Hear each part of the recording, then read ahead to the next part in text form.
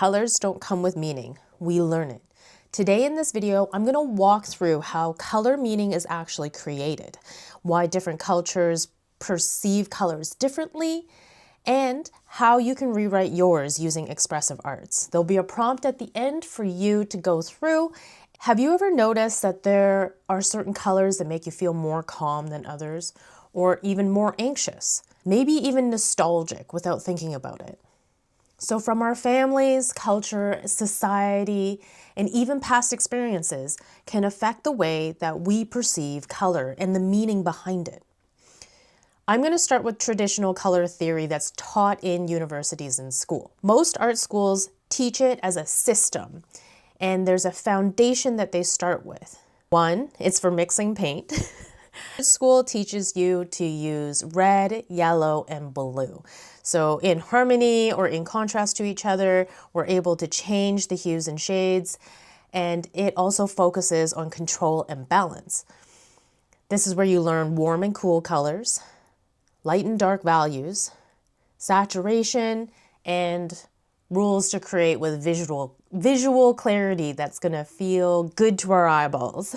It's also the foundation that comes before intuition. This method is more of a structure, and I know a lot of people who are like, color mixing is the magic. It's like music math. It's color math. But you can also break the rules with some intention. So the first thing I'm going to touch on is color is not universal. It's actually cultural. We often hear that blue is calming and red means passion. That's like a maybe very blanket statement and is not universally true. Across cultures, color meaning changes dramatically. In Japan, in some parts of Asia, it could be their wedding dress as well as death and mourning. In Western cultures, we think of it as purity or innocence, also weddings. And in a spiritual context, it's surrender, clarity, and peace. And we would think of like the dove. Next is red. Red means a lot to me because in China, it means luck. It means prosperity. It means celebration. And it comes up so brightly. We wear it. We decorate our house with it. And it feels good when I see red. In India, they also associate red with fertility and marriage and devotion. And in South Africa, it can be mourning and grief.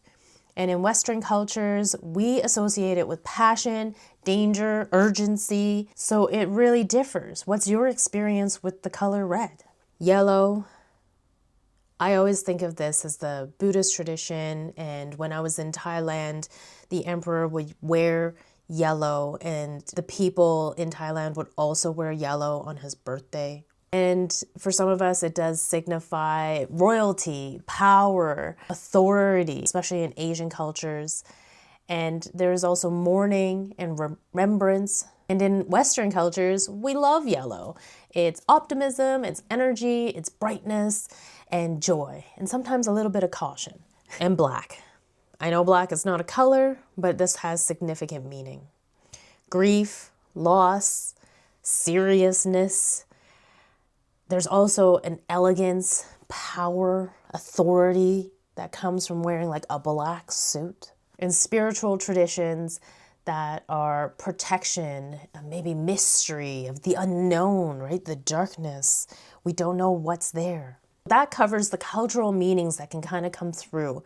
And you can start seeing like what has influenced the way that I perceive my colors. Next, we're going to talk about color meaning and where it comes from. So it comes from three main places. The first one is family. Your childhood home, the way that your parents decorate, their favorite colors actually influence yours. My daughter's really sweet. She says we have family colors. It's blue, pink, and purple because those are our favorite colors.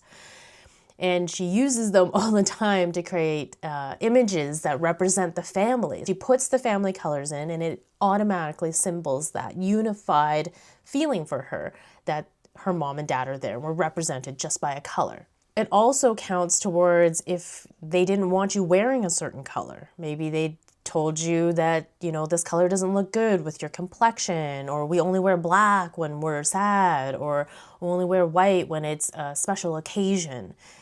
So that is something else, right? So that leads to number 2 is cultural and heritage.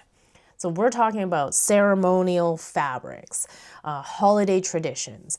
Why do we wear red for Christmas, but it's caution? You know, why do we think red is for passion when we've associated it with a holiday? Or why are pastel colors for Easter and orange is for Halloween? There's also the religious aspect, right, as well. 3 is social media. You think it doesn't play a part. However, there's marketing, gender norms, school colors, and symbolism in movies and art that we're watching. You know, all of them fall under personal experiences. So it could be linked to a breakup. It could be a healing moment. It could be a place that you went to or a color that your favorite person wore. So we think of these as emotional files within our brain, and they are put inside for a rainy day to pull back from. For myself, purple means like royal and kind of fancy and like bougie, and like she's I don't know, it gives me like diva colors. So I like it. I like purple for that reason. I think of blue, I think of like school uniforms that I've seen, and that could feel like blue is pressure. Scrubs have a certain color as well. When we go to work, they're also blue. There's like light blue. And black could mean a rebellion. You know, when we think of simple things like wearing black and white stripes, we think of jail, you know, or something like that that's connected to why you're drawn to some colors more than others. The next part is, can you actually change what color means to you? The short answer is yes, absolutely. Because color meaning is constructed, it's not fixed. If a color feels heavy or is triggering for you, we can shift it. If a color feels bland and not you, you can reclaim it. This is where expressive arts becomes quite powerful. It creates new emotional experiences with colors. You're probably wondering, how do I do that? This is the part in the video where I'm going to walk you through an exercise.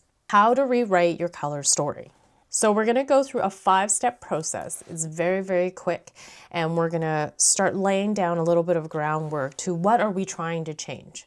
Step 1, we're going to choose one color that you're either extremely drawn to or super resistant of. I like to work with the resistance because I know that there's something there to teach me. So I'm going to go with orange. Next, we're going to list the associations that you have with this color. So now you're going to ask yourself questions like, when was the first time I came in contact with this? What is my memory with it? Is there a feeling that comes with it? Is it cultural? Is it from my family? Is it societal? Was it a personal experience? So I wrote mine as orange.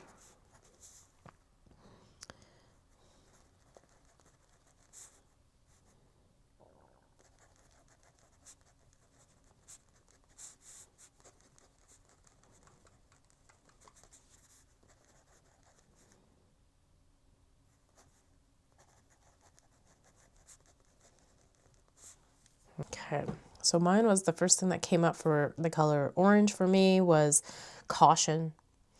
I never wear it. I never buy it. I don't have anything that I've chosen that's orange. It's like it's a subcategory of red. I wrote that I wear red and choose red because it is a more powerful color than orange. Interesting. Next step is separating the layers. Is there a story behind it? Is there a cultural piece? Is it from society? Can you dig a little bit deeper about the color itself?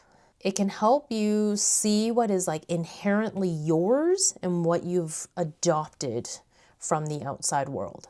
So the next one is create with that color. Like I didn't see that coming. So I'm gonna find some orange and I'm gonna create with the color.